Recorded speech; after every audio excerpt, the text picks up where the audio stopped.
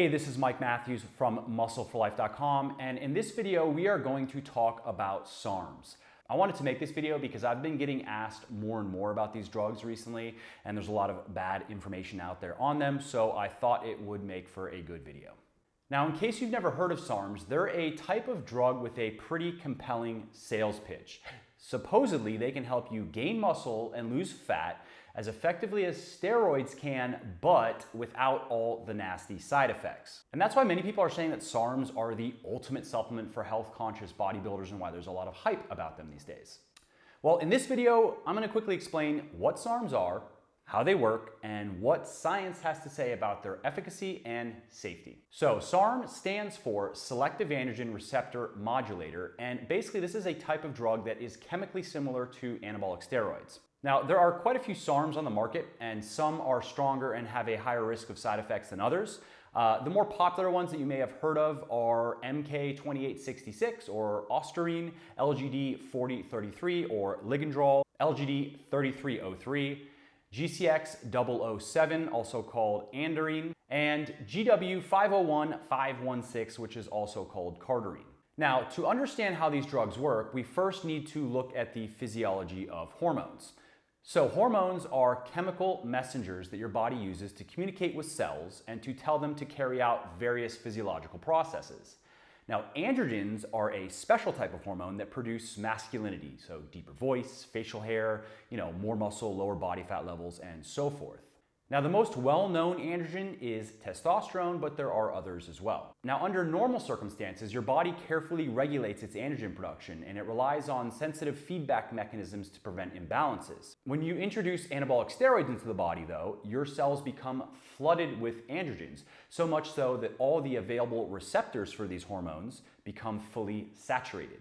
Now, this sends an extraordinarily powerful message to all cells that are listening, including muscle cells, which then grow rapidly in response. Now, that might sound like good times to us weightlifters, but research shows that some side effects of steroid use are reversible and some aren't. Permanent damage is definitely possible. Now, that's why scientists have been trying to develop special steroids or steroid-like drugs that aren't as detrimental to our health. Now, supplement marketers claim that SARMs are just that because they are non-steroidal drugs that are designed to stimulate the androgen receptors in just muscle and bone cells, which means they have little effect on other cells in the body and thus less effect on your endocrine system as a whole.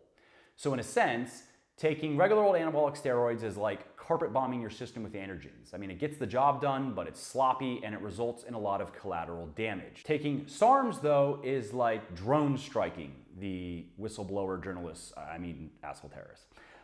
No, but in other words, SARMs, they can tell your muscle cells to grow without all the noise and mess caused by anabolic steroids. Now, technically speaking, SARMs accomplish this in two primary ways. Firstly, they have a special affinity for certain tissues like muscle and bone, but not for others like the prostate, liver, and brain. And they also don't break down as easily as anabolic steroids do into unwanted molecules that cause various side effects like DHT and estrogen. And that's a rather significant point because one key characteristic of SARMs is they're not easily converted into an enzyme called 5A reductase, which converts testosterone into DHT, which is a driver of many unwanted side effects of steroid use. SARMs are also resistant to the enzyme aromatase, which converts testosterone into estrogen. Now, the big questions in your mind at this point are probably how well do SARMs work and how safe are they? Well, first, research shows that they aren't as good for muscle building as steroids, but they're definitely more effective than anything natural you can take like creatine or beta-alanine. They're also particularly popular among athletes because they are harder to detect in drug testing. Now, in terms of safety and side effects, they've really only been around for a couple of decades and are unfortunately lacking in human research, but here's what we do know. First, SARMs do suppress your natural testosterone production. One of the key selling points for many of these drugs is the claim that they don't blunt your body's production of testosterone whatsoever. This is a lie. They absolutely do. For example, in one study, subjects taking 3 milligrams of the SARM ostarine per day for 86 days experienced a 23% drop in free testosterone and a 43% drop in total testosterone levels. Similar effects were seen in another study as well with the drug ligandrol. And in fact, SARMs are actually being investigated as a male contraceptive because they lower your levels of luteinizing hormone and follicle stimulating hormone, which reduces your sperm count and testosterone levels. Now, all this isn't surprising when you consider the basic physiology in play.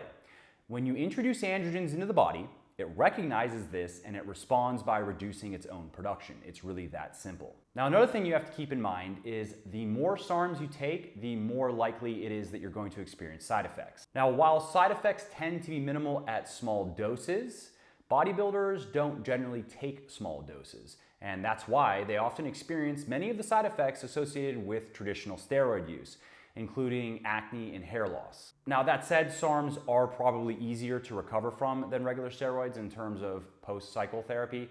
We recall that they don't convert into DHT or estrogen in the same ways as steroids do, which means that they don't impact our systems as negatively. We also know that SARMs aren't as anabolic as just pure testosterone, which means they probably don't suppress your natural testosterone production as much. But there really isn't enough research to say that with any certainty. Now, another big thing that you need to know is that SARMs may raise your risk of cancer. Several large trials on the SARM cardarine had to be canceled because it was causing cancerous growths in the intestines of mice. Now, you may have already heard this and that the doses that were used in that study were like much higher than any of us fitness people would ever want to take, but that's just not true.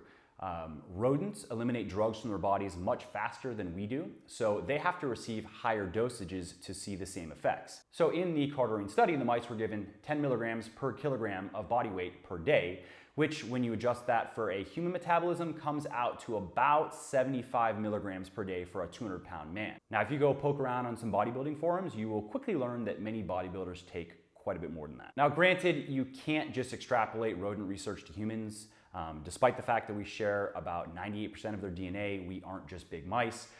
So it's not really clear if that drug cardarine or if other SARMs actually do increase our risk of developing cancer, but it's just something you should know about. And to that point, there's actually some evidence that certain SARMs may actually inhibit certain kinds of cancer, so we just don't know yet. So in conclusion, SARMs are drugs that deliver some of the benefits of anabolic steroids with fewer of the short-term side effects. They're not as effective as steroids, but they definitely do boost muscle growth more than any natural supplement on the market. They appear to be safer than steroids as well, but that doesn't necessarily mean that they are safe to take. Research clearly shows that they do suppress natural testosterone production and they do negatively impact the endocrine system, and there is evidence that they may increase the risk of cancer as well. Furthermore, we really have no idea if there are long-term health effects of SARM use because of the lack of research on them. But given the nature of these drugs, there probably are some effects that we are going to learn about at some point. And just to make sure that I give a cut and dried recommendation here,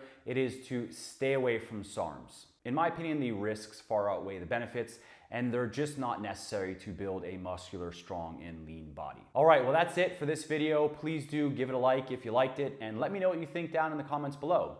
Also, subscribe to my channel if you want to see more videos like this. I'm going to be shooting 1 or 2 a week. I do want to ramp this up, but I'm just trying to fit it in amongst everything else.